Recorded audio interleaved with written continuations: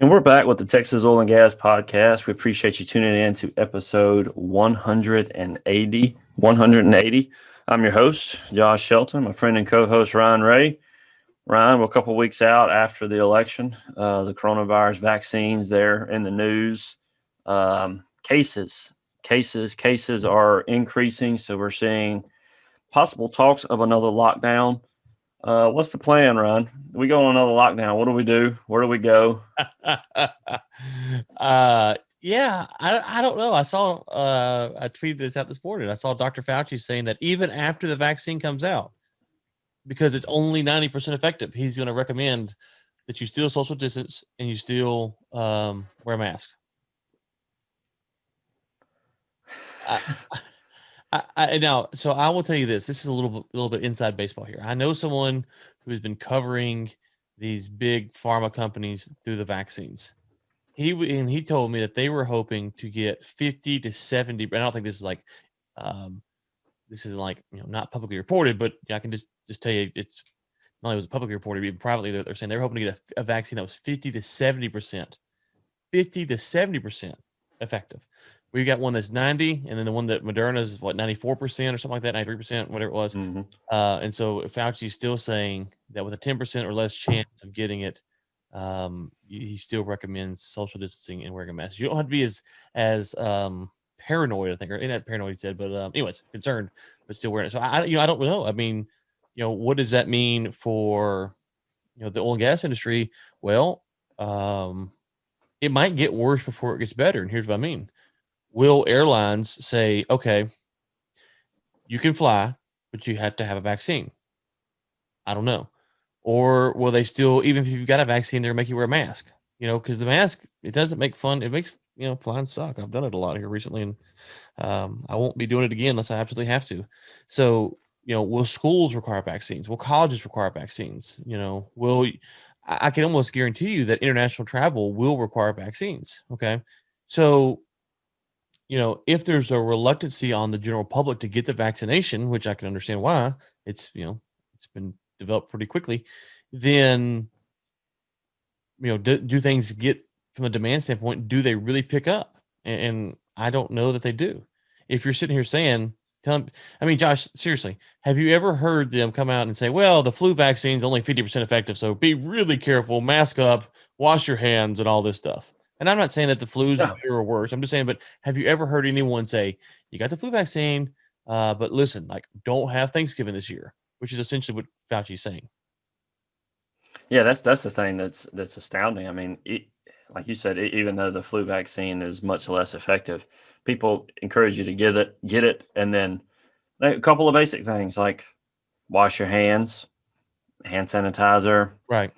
and try to go about life as normal. But I mean, there were some reports I saw that came out that they're even they're going to be discouraging Christmas gatherings, which I guess is obvious with the way they're handling the Thanksgiving in California.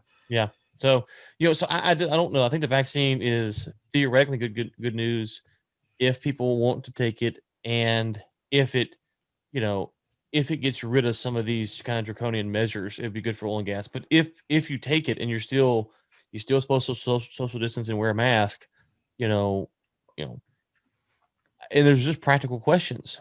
Like in New York or California, will they require their business owners to do some kind of vaccination checkpoint test before they come in? I don't know how, contact tracing or, Yep. so will the measures get more restrictive? Which one of the things I learned on my trip, Josh, talking to people, or kind of Uber drivers, hotel workers, just service industry people, is they all kind of felt the same way, more or less, that the people that want to get out are getting out. The people that don't want to get out are not getting out. And the only thing that's stopping the people that want to get out from getting out are the measures in place. So let me break it down. If a restaurant's at 25% capacity, you're probably not going to go. If you're the type of person that's going to go, you're less likely to go because you're afraid you're going to get there and it's going to be at max capacity. And 25% is not a lot of people, so you might be sitting in line for a long time, right? Mhm. And so it's not deterring those who don't want to go. It's only deterring the ones that want to go, and it's deterring them at disproportional rates because 25% is not a lot of people. So you're kind of, these measures are really impacting the ones who do feel safe getting out with the mask on, do feel safe getting out social distancing. So if you you go into next year, and you say, okay, well, you got to have the vaccine to get out and about. Okay, well, I mean, it's we vaccinate our kids. I'm not an anti-vaxxer. I understand people who are, and I'm not getting that debate. That's a separate issue from I want to take a vaccine that was developed within 9 months. Mm-hmm. For something that we shut down our country, we can cure it in 9 months. Like that, if you look at that and go, oh yeah, that's normal. Okay, well then, good for you. Go take it. But I understand people's reluctancy to take the vaccine. So I think we're a long ways from being out of the woods. That being said, if everyone hops on board and everyone's vaccinated by April next year, um, you know, at that point, we're going to have to figure out what does the new demands look like. So even if everyone gets vaccinated, how much is the new global oil and gas demand? And we don't know that either. I don't know how much of our listeners, hopefully nobody will be offended by this, but have you seen the news and I say news, the talk about this vaccine being Mark of the Beast talk? Have you seen any of that? No, so I haven't seen it, but it doesn't surprise me that's out there. Yeah, so you mentioned having to take it to go on the plane trips and commerce and stuff like that. So I've heard several people I've seen post stuff, and somebody actually sent me something on it the other day. So just for the record, I don't buy it, but I will say, and I to my knowledge, the first person who's talked about this, I'm sure people have. I just hadn't heard anybody talk about it regularly.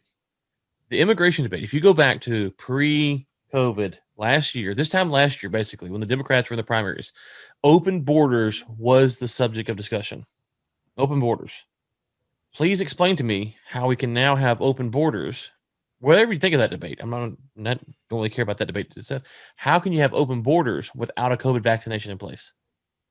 So, in other words, if you want to have, you got to give them free vaccines, basically, before they ever come in. Well, so it's not an open border if you got to get a vaccine. So just stop thinking about that, right? The border is now closed because you had to have a vaccine. So a year ago, we said the Democrats were saying we want open borders. Okay, well now the borders have to be closed for a vaccine because in whatever you think about those debates, if you can't move around inside your own country, then we know that exterior folks coming in will have to be vaccinated. So I think that will be kind of the first battle that you'll really see is immigration, international travel. U.S. citizens want to go to Europe, they have to get vaccinated, and then people wanting to come into the United States, how do they handle that? So that's a really interesting narrative to watch, along with all the other stuff we mentioned. Well, jumping in, there's a couple of stories that came out this week. I think obviously there's some news with the election. We were following that. For some time. Biden was going to be pushing toward renewables, so there's some concern about that. There's concern that he's going to be more restrictive on drilling. And so it's interesting that we see a company like Oxy came out November the 11th. So this would have been last week. And they mentioned that they're going to be targeting net zero emissions. And I'm wondering, is this posturing in terms of responding to the market and trying to portray themselves as a progressive company so that they can avoid being ostracized, I guess? Well, first off, I don't, obviously don't know what's in their mind, but I think you almost at this point, if you're going to be an oil and gas company, you have to be talking about this on some level, or you have to go the other route, which is trying to reshape the message. And so that's kind of the spot they're going to find themselves. We've seen this with the majors where they're saying, we're going to do this and we're going to do that. And, we're going to get away from oil and gas and we're going to go to renewables and net zero and, all this stuff. Okay, that's fine if you want to do that as business. I have no problem. But you have to be careful if you start pandering too much. And let me just point this out for oil and gas companies that are listening. Look at Twitter. What does Twitter do? Twitter goes out and censors whoever it wants to censor. Whatever you think about the right or the left, I don't care. They go out and they censor who they want to censor. They get pounded from everyone. The left thinks they should be censoring the right more. The right thinks they should be censoring the left more. Both sides think they're disproportionately impacted. Congress is talking to them. They go on Joe Rogan's podcast and get blasted. And what do? They continue to do what they do. Why is that? Why is it that Twitter has the backbone that oil and gas companies don't have? I'm not saying that Twitter's necessarily right in all they're doing. I think that I disagree with them on some level, but just the pandering on some level. You might argue that Twitter's pandering to a certain demographic. I can tell you that regardless of what me and you might think about, Josh, if you just go around Twitter, everyone's frustrated that that the other side is not being censored or marked as spam or whatever more often. So everyone's frustrated. And so Twitter though is, they boot off big accounts. They kick people off that they don't like. They let people go that you don't like. You can't understand the method of their madness. And so, maybe some people think they're pandering to the woke crowd. I don't know. I think there's something to that, but I also think there's something to the fact that they're really pushing this narrative that they're kind of going to do what they want to do. They're marking the president of the United States tweets repeatedly with, false information. What do you think about it?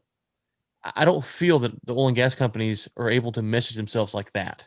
The oil and gas companies seem to be pretty open about, hey, we're going to make sure that we're being green. We're going to do this. We're going to do this. And they're trying to appease a group of people that will never, ever, ever accept them. And so I don't know if you agree with the Twitter analogy, but I do think, regardless, that the oil and gas companies better be careful because they're going to find themselves with people who absolutely hate them. Yeah, well, I do think you're right that there is zero chance that these companies are going to begin looking more favorably on these oil and gas fossil fuel companies. I mean, it's not going to happen. I mean, AOC is talking about bringing Shell in because they lied for years and years and years. So, and she's also the one that wants to keep the list of the Trump supporters. Yeah.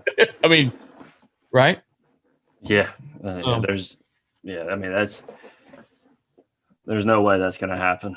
And I'm not saying that companies don't necessarily, it's not a good idea to say that they're pursuing renewables, but they should abandon trying to get any sort of favor from the environmentalist group. They need to just abandon that altogether.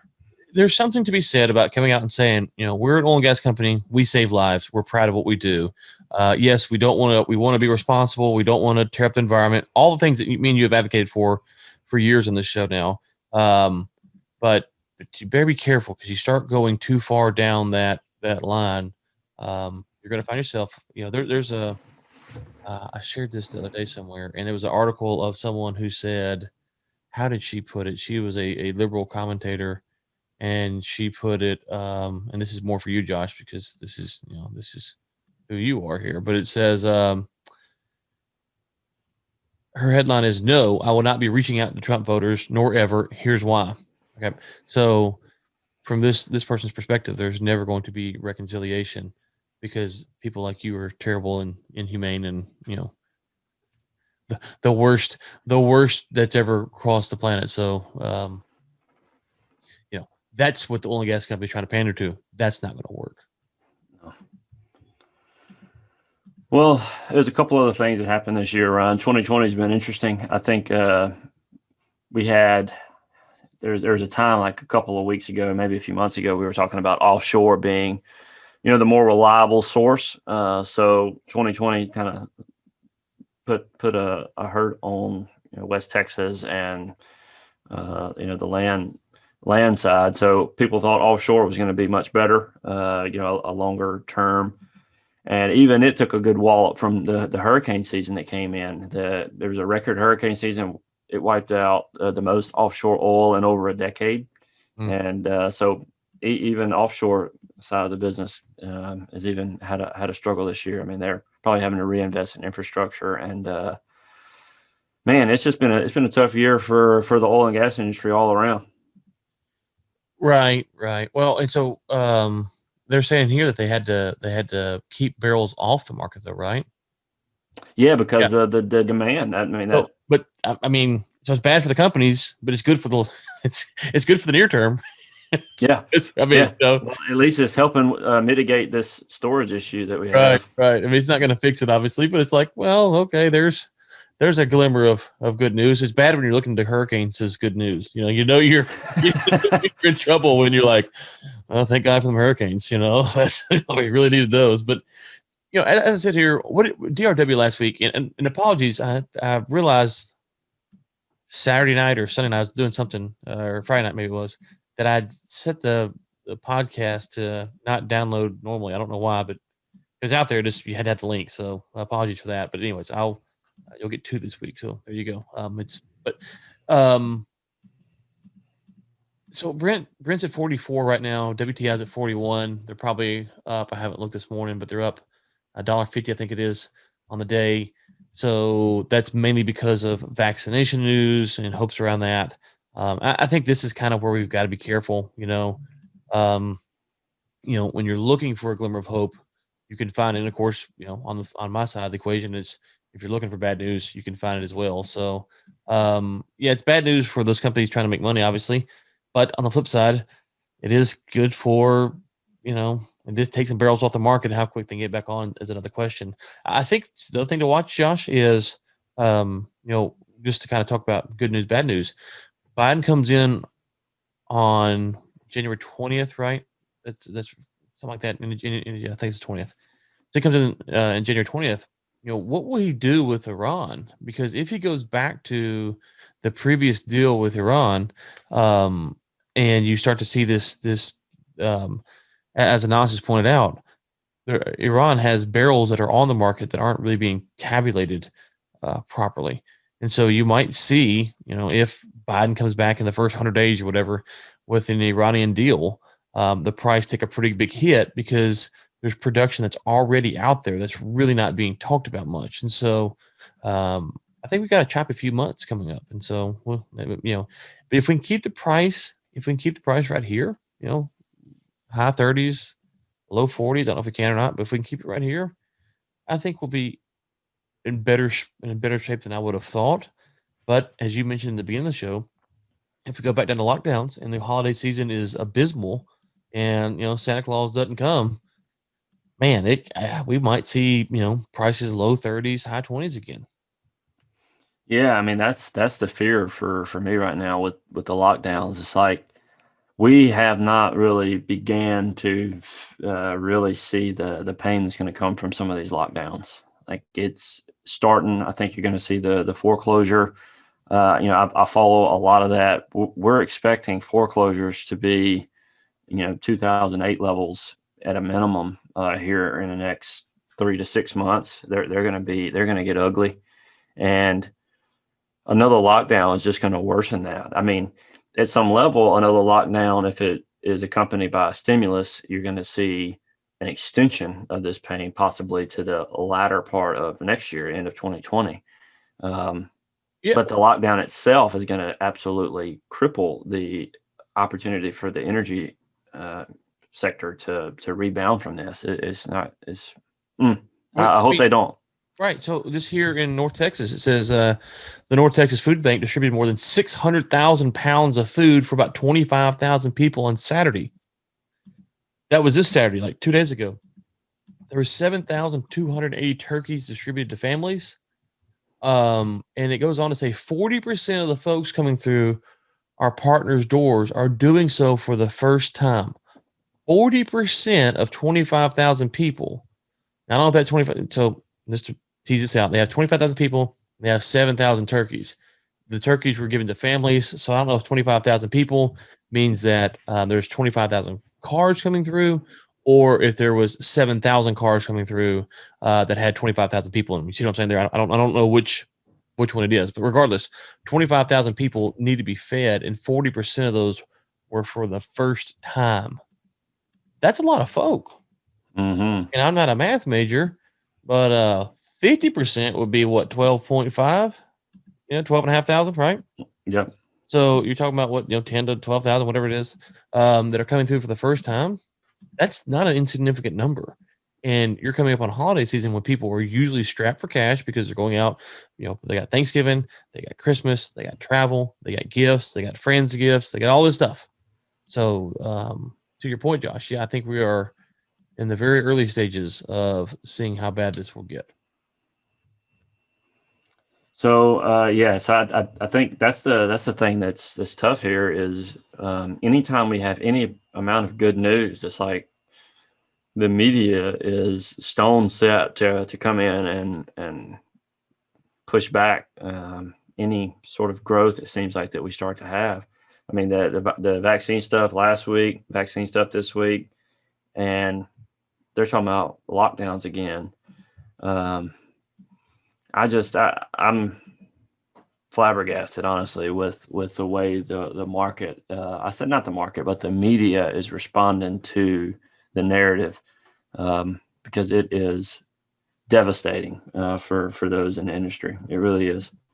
Yeah, it really is. And you know, at this point, I've not been for the large stimulus packages by and large, but at this point, if they're going to do a stimulus package, let's hope that they send the money out to individuals, not to the companies again. Like that's if you're going to do one, for God's sake, at least send it to the people who are going to the food bank, not buying Apple bonds and all this other stuff. And so, um, I don't know. Do you think Trump will try to do one deal before he gets out? I don't know what he's doing, man. I'm seeing tweets like this morning. He's still convinced he won the election, and that have you heard of the Kraken? I mean, I've heard of it, but I don't know what the context of Trump is. The Kraken. Kraken. Yeah. So the Kraken. Supposedly his lawyer team has the Kraken that is supposed to be being released here Oh, good in the lord! next day or so. They're saying that it's going to take down the whole deal. So He's the Kraken, then he's getting serious. He's getting, but here, let me say this: if you're saying that you're dropping the Kraken out or Kraken, however you say it, I don't remember. I think it was Kraken, but whatever. If you say you're dropping that out and it's a dud, go home. Like when go you home. say Absolutely. when you say you're bringing out that bad boy, if it doesn't if it doesn't work, then you got to go home. And I think I think I've covered this for our listeners who don't subscribe to the War Room newsletter. Here's the plug: go subscribe to the War Room newsletter, warroommedia.com. It's $10 a month, $100 for the year. I'll put a discount link in the show notes though. But here's the deal, Josh. I don't know if we talked about this on the show or not. I don't know. Voter fraud has happened regardless of what anyone wants to say. How much it happened, that's a different discussion. Did it happen enough to swing the election? I don't know. But the days are running out for Trump to provide this information where it becomes believable. And if you go back to some of the Hunter Biden stuff, I was talking to somebody about this yesterday. I don't know if it was you, maybe. I don't know. We were talking over the weekend about the Hunter Biden with Giuliani came out, and Giuliani kept saying he had more, he had more, he had more, he had more. Yeah. Well, he didn't deliver really unless it was really censored on the more.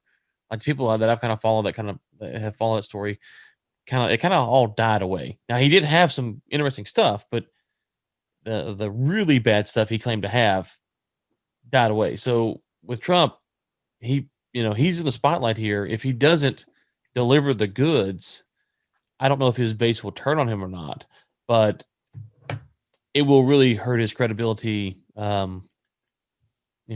At some point, because I mean, surely he's gonna put something up pretty good, right? That's what I'm thinking. I mean, it better be. It better be. Because I mean, if you're talking that kind of game, so what they're saying is what they came on and said was it's the the Kraken involved Mhm. in Philadelphia alone over 750,000 votes that were going to swing back to Trump. How many is he behind in Philadelphia or Pennsylvania? Pennsylvania, sorry. How many votes is he behind in Pennsylvania? Not that much, I don't believe. Okay. Anyways, I'm just go ahead. So there's that. There's a couple, but they said it's significant, very significant. So I don't know. I mean, we're going to see. But he has to flip back Pennsylvania, and then at least one more. He had to flip back Pennsylvania, Georgia, and Arizona, I believe. And I don't think Georgia is going to be able to play with unless he can get Michigan. Which if he gets Michigan, yeah. I mean, I have to look at the math, but yeah, he has to flip back. So he flips back Pennsylvania and Georgia. He loses by 270, 268. So he has to flip back Pennsylvania, Georgia, and then one of those other states. Unless he's going to get back, so it's a 3-state flip. Yeah, what that they're saying that it's what they said was what happened in all the states. Right. Yeah. And they're saying it was systemic in all the states. So the same thing happened in those states. It didn't happen in these others. It's just these states that it happened in. Is what the argument is. So they're trying to say that it's systemic. So that all they have to do in order to start the case, I believe, is to show that the same actions were taking place in multiple states by the same party. Because then they say it was a plan, therefore it was systemic, and then they can start the case. I say start the case; they can file it. So I don't know. It's going to be interesting to see. He better do it quick because, like you said, he's running out of time. If you don't get this stuff filed with the legislature, then Yeah, he's trying to also credibility. It's like, it's like okay, at some point you need to you just gotta put up a field. Yeah, let's do it, man. Golly, that's what I'm saying. That they say they're putting it all together and making the suit, but getting it ready to file. Because what he said was one of them said they haven't filed it yet. They've been putting it together. They've been getting affidavits or whatever to put together to do the official filing. Okay, today we have special guest Sergei. He's the CEO of Easy Blockchain. He's joining us on the show today to talk about cryptocurrency and the energy sector. So, Sergei, great to have you on the show today. We've been looking into this for quite some time. So, welcome. Thank you for having me here. It's a great honor. So, let's kind of get into it. So, what's going on with natural gas? We hadn't talked about natural gas in a while, so this ties into natural gas. I'm looking at the price right now on Monday, November 16th. Is it $2.78? So tell us what y'all's thoughts are on the natural gas market, and then how obviously that ties into cryptocurrency, blockchain, and mining. Right. Well, unfortunately, the 270 on the Henry Hub is not what the producers are getting in their pockets. As far as I know, most people in Pennsylvania who only depend on natural gas are in trouble because they have to give a big cut to transportation companies, as well as brokers and all that. So they net probably around 70% of that. So we at Easy Blockchain trying to actually change that and help oil and gas producers actually to make more money of their natural gas. And we bring their gas to the market in a little bit different way. So instead of just selling the gas to the pipeline, we come up with a solution that you can actually burn that gas in the gas electric generators and generate electricity. So electricity has been around for probably a century, and it's not news for everyone that you can generate it from gas. But when we talk about electricity, people think that electricity will go to the grid. So what we do as a company, instead of selling power to the grid, we actually bring mobile data centers and mine cryptocurrency right on site on the pads. So this has been the business for the last couple of years, and we have great traction with oil producers as well as gas producers in different areas in the country.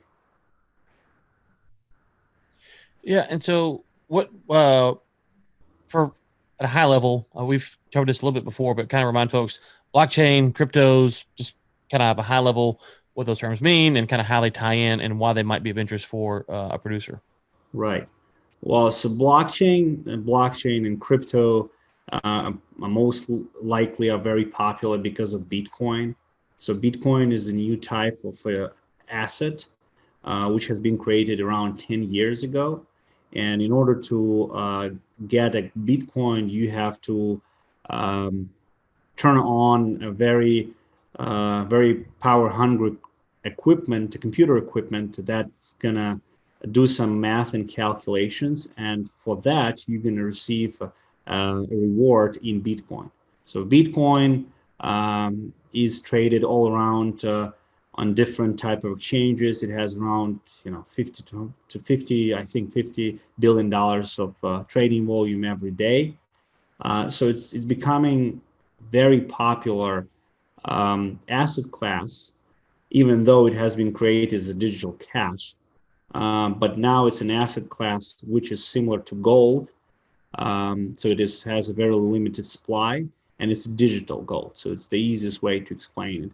So instead of mining something in the ground right now, you can mine using your computer equipment. So it also does the work. It runs an algorithm, and for that you receive some coins. There are other types of cryptocurrencies which are similar to Bitcoin. They have the same concept. And a lot of them has been created 2 years ago during the hype of ICOs. But Bitcoin has become more popular and actually very well known around the world. How much Bitcoin you got, Josh? I don't have any, but I'm taking all donations. I put my email in the show notes. Any Bitcoin, Any Bitcoin. I'd love to get it.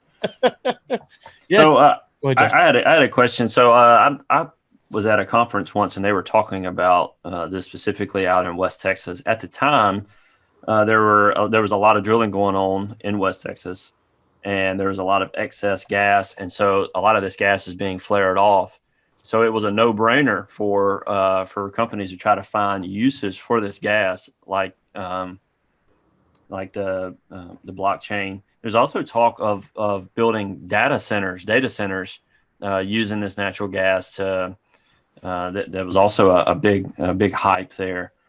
With the way things are going in West Texas, is that still a viable market right now? I mean, they're still drilling. I mean, I think they showed that there were up 7 rigs this week in West Texas. So they are drilling, but it's not nearly at the level that we were at, a little while back. So I'm wondering if there's still excess gas that would be useful for a blockchain, or if you follow much of what's going on out there. Oh, I do follow it. We actually about to start a couple of projects in West Texas. Well, I'll tell you, short answer, there's enormous amount of natural gas available for this type of use. And even though there has been some not the best time for oil and gas producers, but right now there are multiple big oil and gas producers as well as small ones that have excess gas, which they are still flaring. And the numbers are, if you convert that into electricity, are equal to hundreds of megawatts. So hundreds of megawatts for a data center business, that's a big number, as well as even for cryptocurrency mining business, it's a big number. So even with what we have there in West Texas, that is more than enough to power cryptocurrency mining, mobile data centers, or any type of data centers as well. And so what we are doing is that we build mobile data centers, and thus we can bring those data centers on trailers to any well pad. So let's say what you just mentioned, that some people are drilling and some are not. Let's say today we are in one location for like 6 months, and then next quarter or something, things changed. We can move that mobile data center to another area and keep doing what we've been doing as long as the generator is also on the trailer. So I'll tell you, it's not only West Texas, all around the country, it has been huge. But West Texas, what is good about it, that the gas is pretty good BTU level, so you do not really have to scrub the carbohydrates of it. You can put it directly in the generator and generate good electricity with a good efficiency. So let's say you're listening to this and you drilled a well out there in West Texas or wherever, and you've been flaring, and you're like, okay, is it too late? Like, is there a process that this has to be done before they go out there to drill? Can you come on after it's been drilled? Kind of walk us through when this mobile center can be implemented. Right. Well, it is not too late, 100%. Like whoever is listening, guys, it's not too late. It's right about time, because natural gas, which is being burned, it's a wasted energy, in my opinion. And instead of wasting that energy, you can actually bring that energy to the market. So the process is the following. You install a gas electric generator. That gas electric generator can be either rented or purchased. You install it, you start to generating power from the gas which you otherwise would flare, and that power will be connected to a mobile data center filled with a cryptocurrency mining equipment. So if you can keep the price of electricity all in around 3.5 cents, you're golden. So it's not even too late. So those guys in West Texas, instead of flaring, they can be actually on the top of the market of cryptocurrency mining right now. And that's what we've been trying to explain to the sector for the last couple of years. Guys, this is the thing for you to diversify your revenue, because the money can be made there. I do understand that you sell oil, and that barrel of oil can cost either $40, it can cost $70 at some point, or we even had 120 at some time. But if you have another stream of revenue to diversify, I think it's great. It's great. So it's not too late. It's about time, because right now the infrastructure is there, meaning the mobile data centers could be built for a good number. You don't have to spend a fortune on it, as well as cryptocurrency mining equipment is available, as well as the power generation equipment is available too on the market. And so if they're looking at this, I think Bitcoin's traded in 16,000, about to potentially hit another all-time high. But if you're looking at this going, okay, well, Bitcoin's up, it's going to go down. Is there concern that you're catching Bitcoin at the peak here, and if it does have a drop, that it won't be as profitable, or the margin is so baked in that even if it does go back down to 10,000 or 8,000, that they'd still be profitable? Well, Ryan, the way Bitcoin works is that if Bitcoin price goes down, the reward is higher. So people will be still making money, but those people who have the lowest cost of power will be always making money. So it's like, for example, having oil price break-even cost at $9. Like, yeah, oil is 40, but you have 9, you're still making money. When it comes back to 70, well, you're making much more money. But those guys who have $35 break-even cost, let's say in Dakotas, they cannot make money anymore. They barely make their ends meet.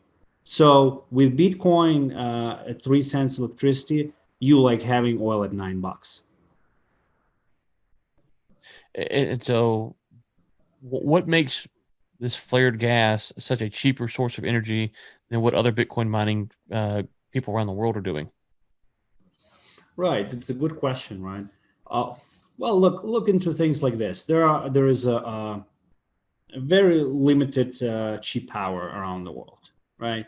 So hydropower is the cheapest. Then the second one probably will be coal. Or I think it's right now natural gas can be cheaper than that, and I mean on scale. So hydropower, the cost to have hydropower plant and have 1 kilowatt of power produced would be around 1.9 cents. Depends on the area. In Canada, it can be cheaper. But then, there are transportation costs, distribution costs, the same thing. So the actual user of that power are going to pay around 3.5 cents for that power. But that is very limited source of power. Hydropower plants are very expensive to build. They're usually governments subsidized. They have been built probably in 90s or 80s. There are not many hydropower plants that are being built right now.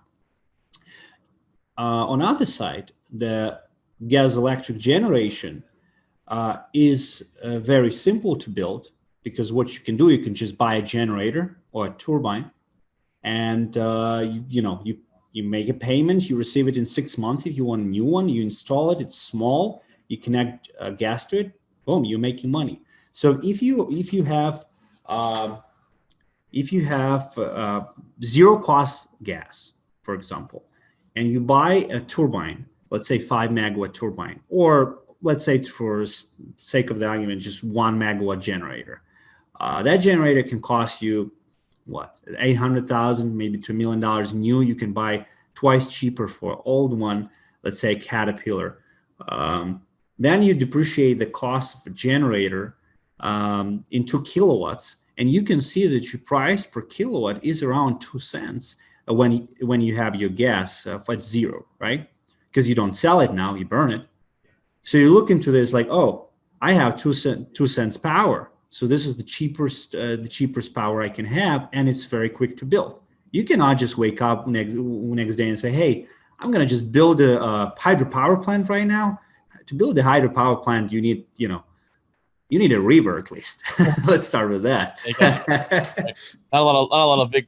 Right. But with the gas generators, you just need access to gas, and it can be either pipeline or it can be just a well. And so, how do the mineral owners the royalty owners come into play here? How does that work out when you're, if you're flaring it, there's one thing, but if you're putting it through this Bitcoin mining machine, how do those royalties and payments go? Right. Well, it's a very good question. So it all depends on the way producer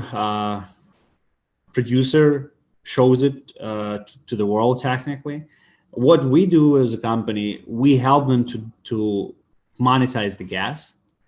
But since they do monetize the gas, and they have to pay the royalty. So usually what we do not tell the oil and gas producer that, hey, you're going to make 20 Bitcoins, so you're going to make 30 Bitcoins, or whatever the number would be. We tell them, you have made $1 per MCF, and now you make 6, for example. So basically, we install a generator, we install a mobile data center, we take that revenue from that generator and that mobile data center in Bitcoins, we convert that into real cash, and then we divide that number by the amount of MCF we use to generate that revenue, right? And that it comes to 5. It can come actually to up to $9 per MCF, depends on which type of equipment you come. But don't get me wrong, this is not free money. The upfront cost and capital expenditures on this are high. To get into the business, you have to install the generator and buy mobile data center crypto mining equipment. So then, at the end of the day, you still have, let's say, $5 per MCF, and you report it on the books as if you sold 1 MCF for $5. And based on that, you pay your royalties. Okay, and so you mentioned the upfront costs are high. What is kind of, I don't want to get all the numbers on the podcast. Folks can reach out to you if they're interested, but give me kind of a time frame. Someone's listening today. Let's take this from two perspectives. How much what's the kind of low end of natural gas that they had to be producing to be relevant? But then let's say, so kind of lay that out there. What's the entry level? But then, okay, they call you guys from time you get out there on the low end that you're going to give us.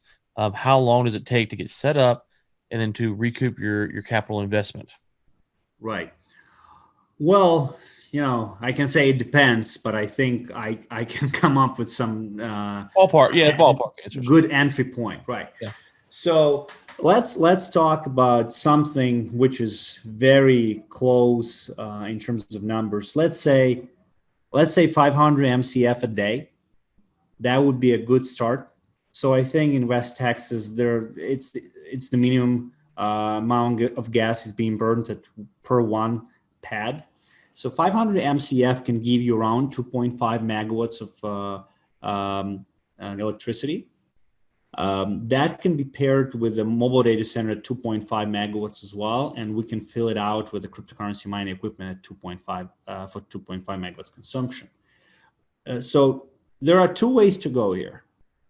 One way is to buy a generator and depreciate it over time, or go to your bank, which is going to be hard right now, but go to a bank and finance a generator, and then have it as an asset and depreciate that asset over time. Or there's another way to go and rent the generator.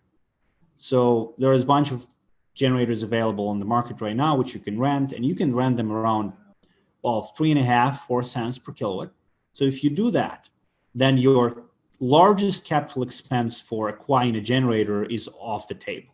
Because buying a generator could cost as much as $800 per kilowatt. So let's say you want to 1 megawatt generator, you're going to be $800,000 out of the pocket, and then installation and commission, it's going to come to $1 million. So it's kind of hefty number to invest in something you don't understand. But if you go with a rental, it's pretty straightforward, because you know that your rental is going to cost 4 cents per kilowatt. Right now, you can work out a good deal and get it for 3 cents, and you can work out with the generator rental companies to pay only for the kilowatts you use, not just, hey, let's rent a generator and pay my bill, but let's say they can just sell you metered power technically. If that is off the table, then the next highest expenditure is going to be crypto mining equipment. So there are other ways that we can come up with a model that will be very lower from capital expenses and give you a much quicker return on investment. So low risk, less capital out of pocket, lower risk. So we would invest, let's say, for 2.5 megawatts, it could be around $600,000 of crypto mining equipment, but that would be a lower end equipment. However, your return on investment on that would be 6 to 7 months. So, which is a great number. But people may say, oh, look, now Bitcoin is 16. Of course, it's a great ROI. What happens again if it goes down? If it goes down, you're still making money because, as I answered before, you're still in a good spot. So your return on investment will go up probably to 8 to 12 months. But it's not going to be like 5 years return on investment. But look, there are two good things about this. Well, first of all, you monetize the gas that hasn't had value because it was burned. Number one. Number two, you have your flare numbers at zero at that well. So you are kind of in the sweet spot. Definitely you paid some money, but that money going to be recouped. So I think in ballpark, 500 MCF, that's where we can start. We can start actually with 200 MCF as well, which will give us around 1 megawatt. Okay. Very good. A lot of good information there. We're up against the clock, so we'll let you get out of here. Letter EZ, blockchain.net. We'll link to that in the show notes. Anywhere else people might want to find out more besides the website? Yeah, you can follow me on Twitter. It's Sergii Gera, or you can find me in LinkedIn, Sergii Gerasymovych. I hope you will spell that in the description, because it's a hard last name to remember. Y'all email it over to me and I'll copy and paste it. Wonderful. I will. I can barely get Ryan Ray correct most of the time. So anyways, so it's been wonderful talking to you. Best of luck to you guys in the future. And thanks for your time today. Thank you very much. Thanks, Sergei. Have a good day. Thanks again for Sergei coming on. It's really interesting to have him come on the show today. I've been wondering about the excess gas and how the blockchain was doing, how Bitcoin mining was going, and even data centers. I know it was a big talk. It was the new water there for a little while. Yeah. I have, this is not my area of expertise. I don't know. Let's just say let's just take it as word, just for argument's sake. Okay. The thing I was thinking about while he was talking was, let's presume that he's right. You can make money with this excess gas. We were talking about before about trying to pander to the environmentalists and how that won't work. The best way to get the environmentalists off your back is to make money without wasting gas, right? So if you can do this, you don't have to pander to anyone. You can just make money with your flaring gas. So assuming that this works, and again, it's outside my area of expertise, I'm not pretending to know, but this is presumed that it does work for sake of argument. You could then make money on your flared gas. So your shareholders are happy.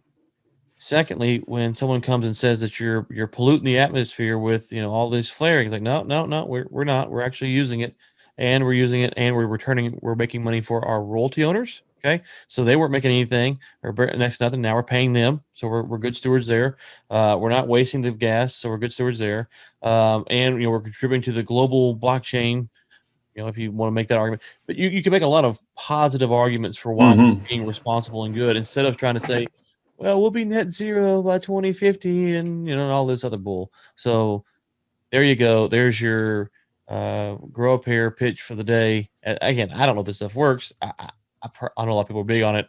I want to be careful here, Josh, because I can't technically say that works because it's just kind of outside of my area. I know a lot of people who are big on this stuff, though, so we're glad to get someone on to talk about it. And I had no reason to doubt it until told differently. And if so, then it seems pretty easy for those in the industry to make positive messages. And so, anyways, so that's just my thoughts on it. Yeah, well, I can assure you it works. Send me your checks. Okay. Yeah, speaking of that, yeah, if you do this and you start making billions of Bitcoin, we do expect a donation. So Yeah, I mean 25% cut. I mean that's that's the least you could do for us. So, anyways, what else? Anything else, Josh? Or we good for the day? I think that's it. I mentioned the rig count being up by 12. Permian's up by 7. I know I heard a story. FBI is searching for a guy who stole some information from a company. So a couple of little things out there, but not too much really jump into. There's some earnings reports that we were supposed to go over today, but I haven't had a chance to read over them. So I need to we need to hit some of those. There's a lot of earnings reports that came out. A lot of earnings reports, yeah. And I'll also link to DRW wrote a blog about the ducks. We talked about the ducks on this show. We're Energy Week or one or both. So I thought that was an interesting write-up. I'll link to that in the show notes as well. warroommedia.com. Be sure to go subscribe. And it's $10 a month or $100 for the year. Also, if you haven't got a chance to listen to our show Roundtable, I think I'm going to put the audio up on this feed and the Energy Week feed. So be looking for that. And until next time, keep climbing.